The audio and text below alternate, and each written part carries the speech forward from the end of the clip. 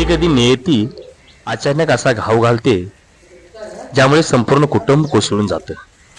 अशीच एक अत्यंत हृदयद्रावक पण वास्तव्याचं भान ठेवणारा प्रसंग एका गरीब कुटुंबाची स्वप्ने कशी विखुरतात आणि सरकारी मदतीमुळे गरीब कुटुंबाला आधार कसा मिळतो हे या प्रसंगातून मांडण्याचा प्रयत्न केला पोरांनो आहे. आला. मला वाटलं होतं माझा आजी बी असा बॅग घेऊन येईल.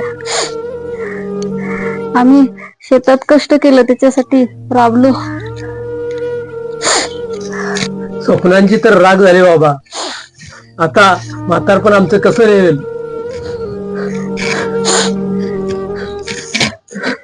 काकू, आवरा स्वतःला. अजय खूप हुशार होता. त्याने तुमच्यासाठी खूप स्वप्ने पाहिली होती. तुम्ही काळजी करू नका. अजयने जी स्वप्ने पाहिली होती ती पूर्ण करण्यासाठी आम्ही मित्र तुमच्या सोबत आहे.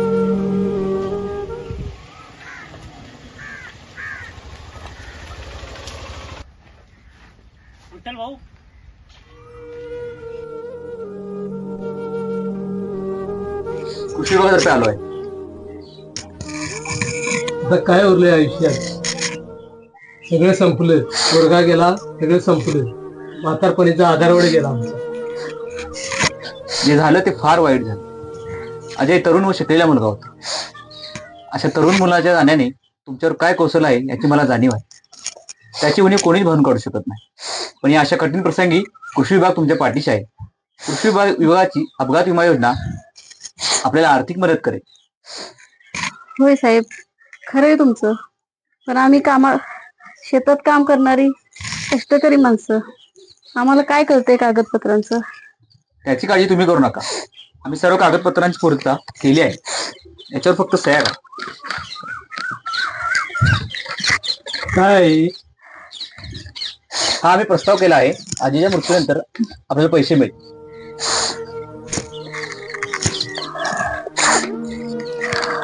काळजी घ्या, येतो आम्ही.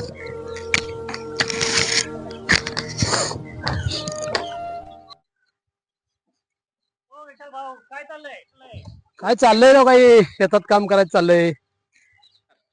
नमस्कार साहेब. आज इकडे कसं येणं केलं? आपण मागे आजीचा प्रस्ताव सादर केला होता, तो मंजूर होऊन आलाय. हे घ्या त्याचे पत्र. हा, माग आपण सह्या केल्या होत्या ते. हा साहेब धन्यवाद. आमच्या संसाराला थोडासा हातभार म्हणून तुम्ही जे सहकार्य केले त्याबद्दल धन्यवाद. महाराष्ट्र शासन कृषी विभागाच्या वतीनं हा जो आम्हाला आधार मिळालेला आहे हा चांगला मिळालेला आहे. आपल्या सर्वांचे धन्यवाद. कृषी विभागामार्फत गोपीनाथ मुंडे शेतकरी अपघात सुरक्षा सानुग्रहण अनुदान योजना सुरू केली आहे. यामध्ये रस्ता अपघात, पाण्यात पडून मृत्यू, विष बाधा, वीज पडून मृत्यू, सर्पदंश, प्राणी हल्ला, बाळंतपण या अपघातासाठी शासनातर्फे मदत केली जाते. यामध्ये मृत्यू झाल्यास वारसास 2 लाख रुपये व अपंगत्व आलेस 1 लाख रुपये मदत दिली जाते.